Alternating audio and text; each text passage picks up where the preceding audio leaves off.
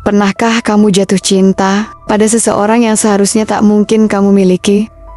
Pernahkah kamu menyimpan rindu pada rumah yang bahkan bukan milikmu? Bagaimana jika wanita yang selama ini kau rawat ternyata diam-diam merawat hatimu juga, dan saat kamu ingin pergi, justru dia yang lebih dulu menahanmu? Ini bukan cerita cinta biasa. Ini tentang perasaan yang tumbuh diam-diam di antara secangkir teh pagi, tatapan yang tak pernah bohong, dan pelukan yang akhirnya menjawab segalanya. Tonton sampai akhir, karena mungkin ini bukan hanya kisah Fikri dan Eleanor, tapi juga kisah kamu yang pernah menahan rasa. Dulu Fikri cuma anak kampung biasa, tinggal di rumah kayu kecil di lereng Temanggung, diapit pohon kopi dan suara kodok tiap malam. Ayahnya sudah lama meninggal, ibunya buruh cuci, keliling kampung dari pagi sampai sore. Adiknya 2, yang sulung baru lulus SMP, yang bungsu belum sekolah, dan Fikri, sejak lulus SMA, hidupnya cuma 1. Kerja apa aja, yang penting halal. Pernah jadi kuli bangunan, pernah juga jaga toko plastik di pasar. Tapi makin kesini, pengeluaran makin besar. Ibu batuk-batuk terus. Adik mulai butuh biaya sekolah, dan ada satu malam, waktu dia pulang kerja dengan baju bau solar, Fikri duduk di kursi depan rumah, lihat langit diam-diam. Malam itu juga dia cerita ke ibunya. Katanya dia pengen kerja ke luar negeri. Ibu awalnya kaget, tapi Fikri bilang dia mau belajar dulu. Nggak langsung berangkat, cari yang resmi, bukan yang aneh-aneh. Seminggu kemudian, dia ke Semarang. Daftar di salah satu LPK resmi, lembaga pelatihan kerja yang punya jalur legal ke luar negeri.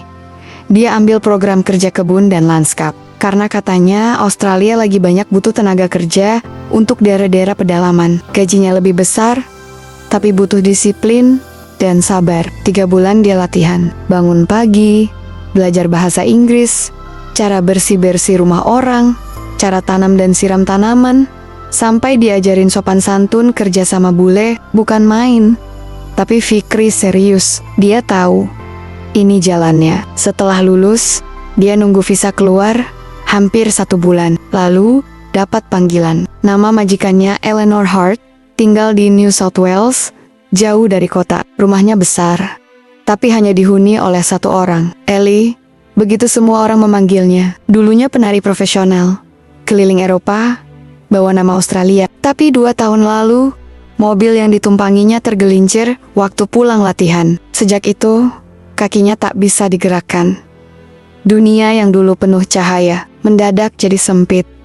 Semua yang dekat terasa jauh. Teman, kerjaan, cinta, semuanya pelan-pelan pergi.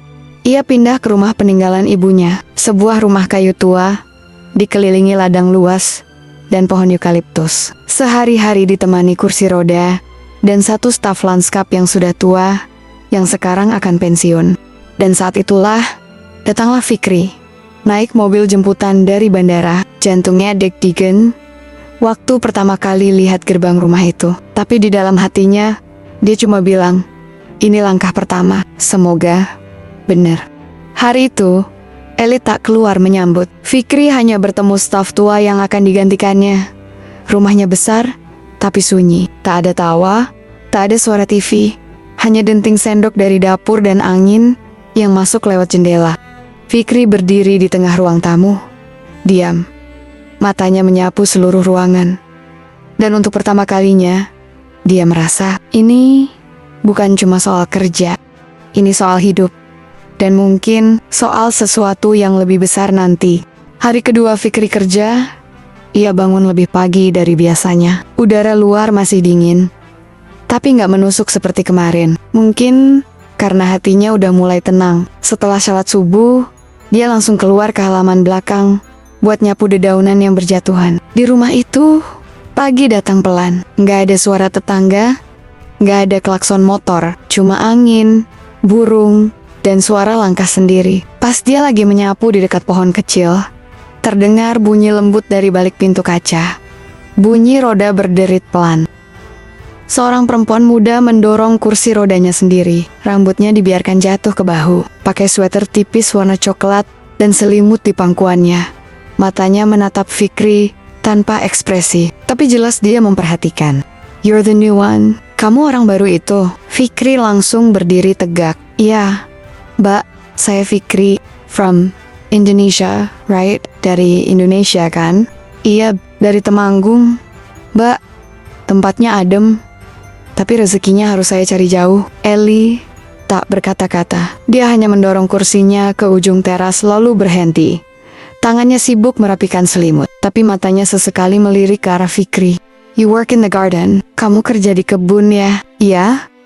Saya ngurusin halaman belakang, nyapu, nyiram, dan sesekali bantu angkat-angkat barang. Kalau perlu, bisa juga dengerin orang curhat. Asal nggak dibayar pakai daun. Ellie tertawa. Cuma satu tarikan napas, tapi itu cukup untuk pecahin kekakuan pagi itu.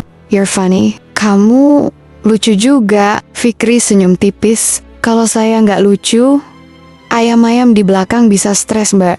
Ellie, call me Ellie. Aku Ellie.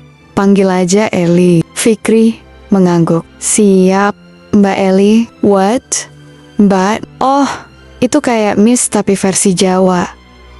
Lebih hangat dikit, lebih hormat juga. Ellie tersenyum kecil. Ada sesuatu di wajahnya yang baru terlihat kali ini. Seperti manusia yang sedang belajar membuka jendela lagi. Okay then, Mbak Ellie. Oke deh, Mbak Ellie. Fikri tertawa pelan. Wah, kalau gitu Miss udah lulus jadi warga kehormatan kampung saya. Mereka diam cukup lama. Ellie menatap ladang di kejauhan. Fikri kembali menyapu dengan gerakan pelan tapi diam itu. Bukan canggung, justru terasa adem. Dan pagi itu, buat pertama kalinya, halaman belakang rumah besar itu terasa nggak sesepi kemarin. Sore itu cuaca berubah mendung. Angin datang pelan, tapi membawa bau hujan dari kejauhan. Fikri baru saja selesai menyiram tanaman. Tangannya masih basah. Ujung sepatunya becek kena air tanah. Ia masuk ke dapur belakang, mencari teko teh yang biasa diseduh staf lama, tapi dapurnya sepi. Semua rapi, teko kosong, cangkir bersih, tersusun. Fikri geleng-geleng kepala. Kalau semua udah bersih, saya mau ngotorin sebentar. Maaf ya. Dapur. Ia mulai nyeduh teh. Tangannya cekatan. Gerakannya santai. Waktu tuang air panas, terdengar suara roda dari arah pintu belakang. Ellie masuk pelan, dorong kursi rodanya sendiri. You're making tea. Kamu lagi bikin teh? Iya, Mbak. Mau sekalian saya bikinin juga. Ellie diam sejenak, lalu matanya jatuh ke cangkir di rak. If you're not planning to poison me, I'll take a cup. Kalau kamu nggak niat ngeracunin aku mau 1 cangkir. Fikri tertawa kecil. Saya nggak sekejam itu, Mbak. Racun saya bentuknya tatapan, bukan minuman. Ellie tersenyum, tapi matanya tetap tajam. Dangerous, berbahaya. Iya, apalagi teh ini manisnya pas bisa bikin orang jatuh hati. Ia ambil 2 cangkir, menuangkan teh ke masing-masing. 1 dia serahkan ke Ellie. Hati-hati dari sisi kursi rodanya. Mbak Ellie suka teh yang agak hangat atau panas banget? Warm. I don't want to burn my soul. Hangat aja. Aku nggak mau jiwaku kebakar. Fikri ketawa lagi. Tenang. Saya jamin cuma lidah yang bisa kepanasan. Hatinya masih bisa diselamatkan. Mereka pindah ke teras depan. Anginnya lebih pelan di situ. Suara burung-burung mulai hilang, digantikan sunyi sore hari. Ellie menyeruput teh pelan. Matanya menatap ke kejauhan. So, why Australia? Jadi, kenapa Australia? Fikri memutar cangkirnya di tangan. Karena saya butuh tempat yang jauh, tempat yang bisa bikin saya mulai dari nol. Running from something. Lari dari sesuatu, bukan lari, Mbak. Lebih ke jalan kaki jauh, supaya bisa pulang dengan sesuatu yang layak. Ellie melirik, tatapannya lama. That's poetic. Itu puitis. Fikri tersenyum. Saya memang bukan pujangga, tapi kadang hidup lebih puitis dari buku. Mereka kembali diam, tapi diam yang nyaman. Seperti 2 orang yang pelan-pelan mulai menyukai percakapan yang tak mereka rencanakan. Dan sore itu, di teras rumah tua itu, 2 dunia duduk berdampingan. Tak saling miliki, tapi saling mengisi. Beberapa hari terakhir cuacanya aneh. Pagi panas, sore mendung, malam dingin sekali. Tapi rumah itu tetap tenang, seperti biasa, terlalu tenang. Mungkin hari itu Fikri lagi nyapu halaman depan. Waktu salah satu daun jendela lantai 2 terbuka sedikit, bukan karena angin, tapi karena Eli yang membuka dari dalam. Ia duduk dekat jendela, memandangi halaman, sambil membawa buku yang tidak dibacanya. Fikri menengadah, melihat ke atas, tapi cepat-cepat menunduk lagi. Takut dianggap sok kenal, tapi Eli justru yang bersuara dulu. It's hot today. Your country brought the sun, I guess. Panas banget hari ini. Jangan-jangan mataharinya kamu bawa dari negaramu. Fikri, wah, kalau iya, harusnya saya sekalian bawa hujannya juga, biar adem. No, I hate rain. Tidak, aku benci hujan. Padahal katanya, orang yang suka hujan hatinya dalam loh. Maybe that's why I avoid it. Too deep, and I might drown. Mungkin itu sebabnya aku menghindarinya. Terlalu dalam. Nanti aku tenggelam. Fikri terdiam sebentar. Tangannya berhenti nyapu. Kalau gitu, kita bisa belajar berenang sama-sama. Eli tertawa. Suara tawanya lebih lepas dari sebelumnya. Matanya tetap tajam. Tapi ada sesuatu yang berubah di dalamnya. Sesuatu yang lembut. Beberapa menit kemudian, ia muncul di teras bawah. Masih dengan kursi rodanya, tapi kali ini mengenakan sweater warna muda. Rambutnya digulung rapi ke belakang. Fikri meletakkan sapunya dan jalan mendekat. Tumben mbak, keluar jam segini. Biasanya baru sore. Well, maybe I want to see how you work when you're not being watched. Mungkin aku pengen lihat gimana kamu kerja kalau nggak diawasin. Fikri tertawa. Kalau gitu, saya harus pasang gaya dulu, biar kelihatan rajin banget. Don't, you're charming enough without pretending. Jangan, kamu udah cukup memikat tanpa harus pura-pura. Fikri pura-pura kaget, lalu tepuk dadanya sendiri. Aduh, hati saya barusan kayak kepleset. Eli menggeleng, menahan tawa. Beberapa saat kemudian, mereka duduk berdampingan di teras. Fikri di anak tangga, Eli di kursi rodanya. Mereka nggak ngobrol banyak, tapi nggak juga merasa kaku. Sesekali mereka saling menoleh. Sesekali hanya mendengarkan angin lewat di antara dahan. Dan di saat yang nggak direncanakan itu, Fikri sadar ia tak lagi melihat Eli sebagai majikan. Dan Eli pun mungkin mulai melihat Fikri bukan sekadar pekerja. Beberapa minggu belakangan, Fikri jadi sering terlihat di sekitar Eli, nggak cuma pas nyiram tanaman atau angkat barang, tapi juga waktu sor-sor duduk bareng di teras.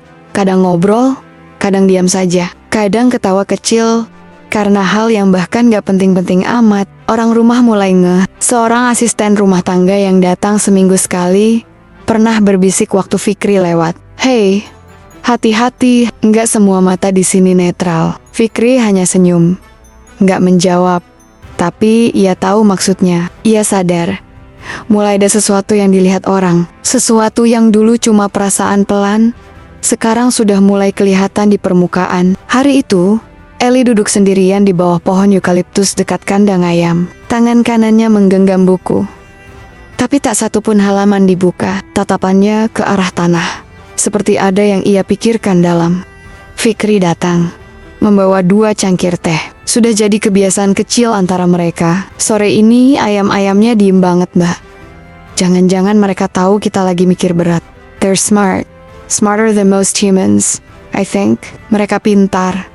Mungkin lebih pintar dari kebanyakan manusia. Fikri tertawa pelan. Kalau ayam pintar, berarti saya kalah telak dong. Saya aja tiap pagi masih bingung pilih baju. Eli melirik ke arahnya, lalu tertawa juga. Tapi tawanya gak seperti biasa. Ada sesuatu di baliknya, seperti jaga jarak. Fikri duduk di batang kayu pendek yang biasa ia jadikan tempat istirahat. Cangkir teh satu lagi ia letakkan di samping Eli. Mbak Eli kelihatan beda sore ini. Gak apa-apa, perempuan itu tak langsung menjawab. Ia menarik napas, lalu bicara pelan. Do you ever think we talk too much? Kamu pernah mikir gak, kita ini terlalu sering ngobrol? Fikri diam. Bibirnya sempat bergerak, tapi gak ada kata keluar. I mean, it's just tea, right? And garden, and jokes. But maybe not everyone sees it like that. Maksudku, ini cuma teh kan? Kebun, candaan. Tapi mungkin nggak semua orang melihatnya seperti itu. Fikri mengangguk pelan, matanya menunduk. Ya, saya tahu. Dan saya juga mulai ngerasa mungkin semuanya udah mulai kelewat batas. Do you want to stop? Kamu mau berhenti? Fikri menatap Ellie. Lama. Sorot matanya jujur, tapi berat. Yang saya pengen kita nggak harus pura-pura nggak kenal cuma karena dunia nggak suka lihat kita deket. Ellie menggigit bibirnya pelan, lalu mengalihkan pandangan. You talk like that again, and I might forget I'm the boss here. Kamu ngomong kayak gitu lagi, aku bisa lupa kalau aku ini majikanmu. Fikri nyengir kecil. Kalau gitu jangan saya dipecat ya mbak. Soalnya saya masih pengen nyeduh teh tiap sore. Ellie tak menjawab, tapi matanya mulai berkaca-kaca. Hari itu Fikri baru saja selesai memangkas semak liar di sisi utara rumah. Waktu suara mobil terdengar dari depan, bukan suara kendaraan biasa. Lebih berat, lebih rapi. Mobil hitam, mengilap, plat nomor kota. Dari dalamnya turun seorang laki-laki setengah baya, berdasi, membawa map tebal, dan berdiri seperti tanah itu miliknya. Fikri berdiri diam, menahan sapanya. Tapi orang itu hanya memandang sekilas, lalu berjalan masuk lewat pintu depan. Tak ada salam, tak ada anggukan. Siangnya, suasana rumah berubah. Biasanya Ellie duduk di teras jam 3, menatap angin. Tapi hari itu, dia tetap di dalam. Fikri tahu, dari kaca jendela, perempuan itu sedang bicara, atau lebih tepatnya, berdebat dengan pria yang datang tadi. Tak lama kemudian, pintu belakang terbuka. Ellie muncul, masih di kursi rodanya. Wajahnya dingin, tapi bukan dingin seperti biasanya. Dingin karena menahan sesuatu. Fikri mendekat. Pelan, Mbak Ellie, saya bisa bantu apa? Ellie memandangnya sebentar, lalu bicara pelan. That was my uncle. He handles the family's estate, and he's concerned. Itu paman aku. Dia yang urus harta keluarga, dan dia Khawatir soal saya. He thinks you're here too much, too close, too comfortable. Dia pikir kamu terlalu sering di sini, terlalu dekat, terlalu nyaman. Fikri menunduk, tarikan napasnya berat. Kalau saya salah langkah, saya minta maaf mbak. Tapi saya nggak pernah punya niat jelek. I know, but he doesn't, and he thinks I'm being careless. Aku tahu, tapi dia tidak. Dia pikir aku ceroboh. Ellie mengusap dahinya pelan. Wajahnya terlihat letih. He asked if I wanted to reassign you to the other house, the one near the orchard. Dia tanya, apakah aku mau mindahin kamu ke rumah satunya, yang dekat kebun apel. Fikri diam. Dunia di sekitarnya seperti berhenti. Angin mendadak hilang, hanya detak jantungnya yang terdengar di telinganya sendiri. Saya ikut keputusan Mbak Ellie.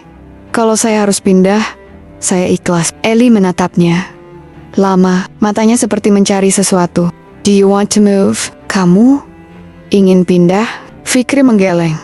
Saya nggak pengen ninggalin tempat ini, apalagi ninggalin sore-sore bareng mbak. Meskipun cuma duduk diam. Ellie menghela napas, lalu tersenyum kecil. Then don't make it harder. Let's be careful. Kalau begitu, jangan bikin semuanya jadi lebih rumit. Kita hati-hati aja. Fikri mengangguk, tapi hatinya terasa seperti ditarik pelan-pelan. Rasa yang tumbuh diam-diam itu sekarang mulai harus sembunyi. Dan sore itu, mereka tetap duduk di teras. Tapi kali ini, tak ada canda, tak ada tatapan lama. Hanya diam yang terasa lebih berat dari biasanya. Pagi itu Fikri mengepak barangnya dalam diam. Satu ransel kecil, satu jaket tipis, dan sepasang sepatu yang masih ada bekas lumpur kemarin sore. Ia tahu keputusan itu datang cepat, tapi tidak bisa dilawan. Dari dalam kamarnya, ia sempat menoleh ke arah jendela kecil yang menghadap ke ladang belakang. Biasanya, kalau pagi, ada suara roda kursi dari atas teras. Tapi pagi itu, sunyi. Mobil jemputan datang sebelum jam 8. Sopirnya hanya mengangguk, membuka pintu bagasi, dan menunggu. Fikri keluar tanpa banyak suara.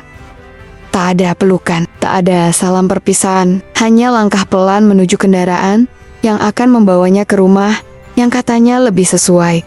Di rumah baru, Suasananya jauh berbeda. Letaknya memang dekat kebun apel, tapi bangunannya kecil. Dinding kayu tua, atap berkarat, dan halaman belakang yang belum dibersihkan berbulan-bulan. Fikri menarik napas panjang. Ya Allah, ternyata beneran pindah. Hari-harinya berjalan lambat. Tidak ada Eli, tidak ada suara tawa tipis, tidak ada cangkir teh sore hari. Ia sibuk dengan irigasi, pupuk, dan laporan panen. Tapi setiap malam, ia selalu menatap layar ponselnya, menunggu nama itu muncul. Tapi tidak pernah. Sampai akhirnya, malam ketiga, ponsel itu bergetar pelan. Bukan panggilan, bukan video. Hanya satu pesan. It feels quieter than usual. Not in a good way. Terasa lebih sepi dari biasanya. Tapi bukan sepi yang enak. Fikri mengetik cepat. Di sini juga.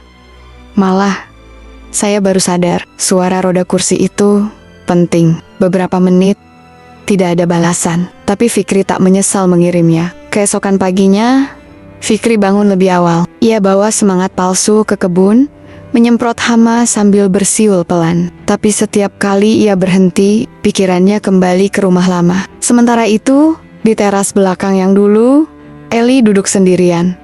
Cangkir teh di sampingnya tidak disentuh. Pandangannya kosong ke padang rumput.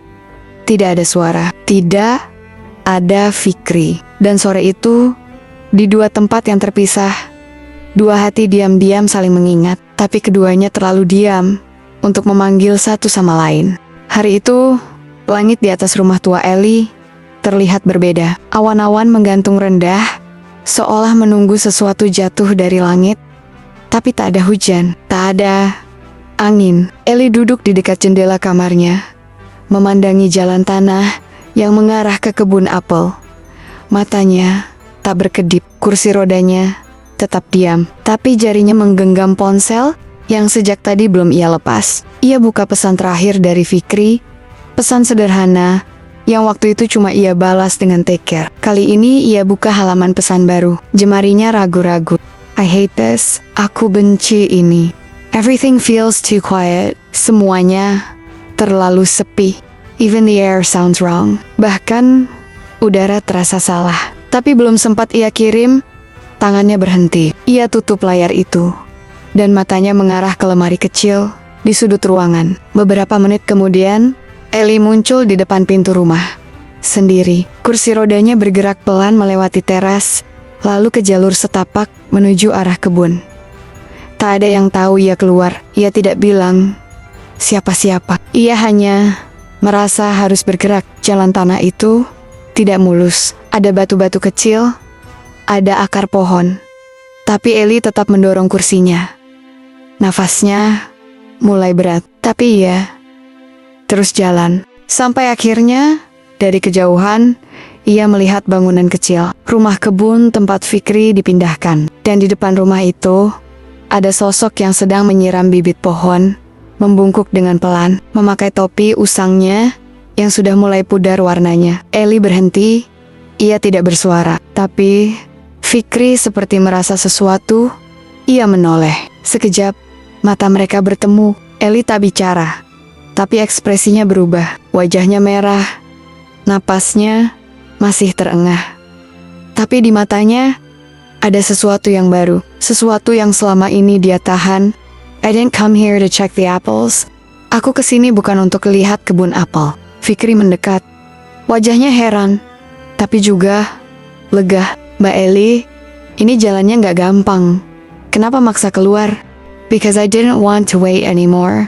Karena aku nggak mau nunggu lagi. Fikri berdiri tepat di depannya sekarang. Wajah mereka hanya berjarak sejengkal. Tidak ada yang bicara, hanya embusan napas dan suara angin pelan di antara mereka.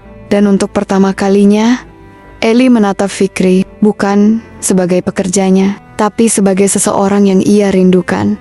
Seseorang yang ternyata tak tergantikan. Fikri duduk di kayu pembatas ladang. Tubuhnya masih sedikit basah oleh keringat, tapi bukan karena kerja, lebih karena gugup. Eli ada di depannya. Kursi rodanya berhenti beberapa meter dari tempat Fikri duduk, tapi jarak di antara mereka terasa lebih dekat dari sebelumnya. Eli memandangnya lama, lalu berkata pelan, You didn't message me back last night. Kamu nggak balas pesanku semalam. Fikri menghela napas. Saya nggak tahu harus jawab apa. Why not? Kenapa? Soalnya kalau saya jawab, saya takut. Saya terlalu jujur. Ellie mengangguk kecil. Tangannya menggenggam roda kursinya, tapi tidak bergerak. Then be honest now. Kalau begitu, jujur aja sekarang. Fikri menatap mata itu. Dalam, tenang, tapi seperti laut yang menyimpan badai. Saya kangen, Mbak. Tiap sore saya nunggu suara pintu kaca dibuka, nunggu aroma teh, nunggu senyum yang tipis itu. Tapi saya nggak bisa ngomong, karena saya tahu, saya cuma pekerja. Ellie menelan ludah, matanya tak berkedip. Do you think I see you that way? Menurutmu, aku melihatmu seperti itu? Saya nggak tahu, tapi saya takut kalau saya berharap terlalu banyak. I never asked you to stop hoping. Aku nggak pernah minta kamu berhenti berharap. Sunyi, hanya ada angin yang lewat cepat, seperti ikut ingin mendengar mereka lebih jelas. Fikri berdiri perlahan, lalu berjalan mendekat ke sisi kursi roda Ellie. Ia jongkok, sejajar dengan wajahnya. Jarak mereka kini tinggal beberapa jari. Mbak, Ellie tak menunduk. Ia tatap Fikri dengan mata yang tak lagi dingin. Sayed, katakan, aku sayang, Mbak. Dari caramu diem, caramu tahan sakit, caramu nyeduh teh, yang rasanya cuma bisa aku minum kalau kamu yang tuangin. Mata Ellie berkaca-kaca. I've been lonely for so long. Aku udah terlalu lama sendiri. Kalau kamu mau, aku bisa jadi suara di soremu. Gantikan sepi yang gak pernah kamu undang. Ellie tak menjawab, tapi ia ulurkan tangan kanannya, menyentuh jemari Fikri yang gemetar. Dan di tengah kebun yang sunyi, di antara pohon apel yang belum berbuah, akhirnya dua hati yang saling menyimpan mulai terbuka. Hari-hari setelahnya, semuanya terasa lain. Fikri kembali ke rumah utama dengan alasan penyesuaian kerja. Tapi semua orang tahu alasannya lebih dari itu. Ellie pun tidak menyembunyikan lagi kehadiran Fikri di dekatnya. Mereka makan siang bersama, minum teh sore, dan duduk diam di teras sambil memandangi langit senja. Namun, diam-diam, bisik mulai muncul. Asisten rumah tangga yang dulu bersikap ramah, kini mulai menghindar. Seorang tukang kebun lama yang pernah satu shift dengan Fikri, memilih pindah pos kerja. Bahkan supir antar barang pun pernah melempar kalimat sinis waktu melihat mereka duduk berdampingan. Wah, sekarang majikannya makin dekat sama pekerjanya ya. Fikri menunduk waktu itu, pura-pura tidak dengar, tapi Ellie mendengarnya jelas, dan sorot matanya berubah, dingin, marah. Sore itu, di ruang baca dekat jendela, mereka duduk berdua. Ellie memegang cangkir teh, tapi tidak menyeruput. Fikri duduk agak jauh, berbeda dari biasanya. Kalau saya jadi beban, Mbak Ellie nggak perlu ragu bilang. Ellie menoleh cepat. That's not what I want. Bukan itu yang aku inginkan. Saya cuma takut hubungan ini ngerusak nama baik, Mbak. What about my heart? Lalu bagaimana dengan hatiku? Fikri tergiung. People can gossip. They always do. But they don't know how you made me feel human again. Orang-orang bisa bergosip. Mereka selalu begitu. Tapi mereka nggak tahu, kamu bikin aku merasa jadi manusia lagi. Fikri memejamkan mata sebentar. Mbak tahu sendiri, saya ini siapa? Bukan orang berpendidikan tinggi. Nggak punya apa-apa. Saya cuma pengen hidup tenang, kerja bener, dan ngebahagiain yang saya sayangi. Ellie mendekat sedikit. Wajahnya lebih lembut dari biasanya. Then stay, but not just as a worker. Kalau begitu, tetaplah di sini. Tapi bukan cuma sebagai pekerja. Fikri menoleh. Maksudnya, Ellie menggenggam tangan Fikri. I want you to be part of my life. Not behind me. Beside me. Aku ingin kamu jadi bagian dari hidupku. Bukan di belakangku. Tapi, di sampingku, seketika, ruangan itu terasa sempit oleh detak jantung mereka. Tak ada pelukan, tak ada ciuman. Hanya genggaman yang lebih dalam dari semua kalimat. Dan hari itu, mereka mulai menyadari bahwa rasa ini bukan lagi sekadar rasa. Ini perjuangan. Hujan datang malam itu, pelan-pelan, tak deras, tapi cukup membuat kaca jendela berembun. Di ruang tengah, Lampu Temara menyala satu, cukup untuk menerangi 2 cangkir teh yang tinggal setengah. Ellie duduk di kursi panjang, bersandar dengan selimut tipis menutupi kakinya. Matanya lelah, tapi enggan tidur. Di sampingnya, Fikri duduk tenang, menatap ke lantai, tapi pikirannya jauh. Entah kemana. Tak ada suara selama beberapa menit, hanya detak hujan di atap yang pelan-pelan jadi musik latar. Lalu Ellie berbicara, suaranya hampir seperti bisikan. I used to love the rain. Dulu aku suka hujan. Fikri menoleh. When I was dancing, we always trained with windows open. The rhythm of rain helped us find balance. Waktu aku masih menari, kami sering latihan dengan jendela terbuka. Irama hujan membantu kami menemukan keseimbangan. Saya suka hujan juga, tapi malam ini hujannya beda. How? Bedanya apa? Fikri diam sebentar, lalu berkata pelan, malam ini saya nggak merasa sendirian. Ellie menoleh, mata mereka bertemu. Ada keheningan yang panjang, tapi justru di sanalah semua perasaan seperti berbicara tanpa kata. Fikri mendekat perlahan. Ia duduk lebih dekat, tubuhnya menghadap ke Ellie. Tangannya menyentuh ujung selimut di pangkuan Ellie, merapikannya, lalu diam. Dan detik berikutnya, Ellie menyentuh tangan Fikri. Pelan, tidak gemetar, tapi pasti. Tak ada pelukan tiba-tiba, tak ada kecupan dramatis. Tapi malam itu, tubuh mereka saling menghangatkan. Dalam diam, dalam tatapan, dalam kehadiran yang tak butuh penjelasan, bibir mereka bertemu perlahan. Bukan karena nafsu, tapi karena rindu. Rindu yang sudah lama mengendap dalam diam, dalam canda ringan, dalam teh sore yang kadang tak habis. Tangan Fikri menyentuh punggung Ellie, lembut, nafas mereka menyatu. Pelan-pelan mengatur ritme satu sama lain. Di luar, hujan masih turun, tapi di dalam rumah itu, 2 hati akhirnya berani menyalakan api. Bukan untuk membakar, tapi untuk berteduh bersama. Pagi itu sunyi. Tidak ada hujan, tidak ada angin, hanya sisa embun di daun-daun dan aroma tanah yang basah. Di dapur, Fikri sedang menuang air panas ke dalam 2 cangkir. Tangannya tenang, tapi pikirannya mengembara. Malam tadi masih membekas. Bukan karena pelukan, tapi karena perasaan yang akhirnya tak lagi perlu disembunyikan. Ellie muncul dari lorong, masih mengenakan pakaian tidur panjang dan kardigan tipis. Rambutnya dibiarkan tergerai. Wajahnya belum sepenuhnya terjaga. Tapi senyumnya lembut. Bukan senyum majikan, tapi senyum seorang perempuan yang tahu siapa yang akan ia temui setiap pagi. Fikri menyerahkan cangkirnya. Masih hangat. Kayak kamu. Ellie tersenyum kecil, lalu duduk di kursi makan, memandangi Fikri lama. You're too comfortable in this house. Kamu udah terlalu nyaman di rumah ini. Kalau itu salah, saya rela diusir. Asal kamu ikut pindah. Ellie tertawa pelan, tapi setelah itu, hening. Ia menatap jari-jarinya yang memegang cangkir. Lalu, tanpa tatapan, ia berkata pelan, Would you stay forever? Kamu mau tinggal selamanya? Fikri diam. Pertanyaan itu tidak dijawab. Tidak langsung. Hanya ada senyum kecil di wajahnya. Senyum yang pelan, dalam, dan menahan sesuatu. Ia berjalan mendekat, mengusap pundak Ellie pelan, tapi tidak berkata apa-apa. Mereka minum teh pagi itu seperti biasa, tapi tak ada yang biasa dalam suasana di antara mereka. Dan mungkin tidak perlu ada jawaban hari ini, karena beberapa cinta cukup kerasa, bukan diucapkan, bukan dipastikan, cukup dirasakan bersama.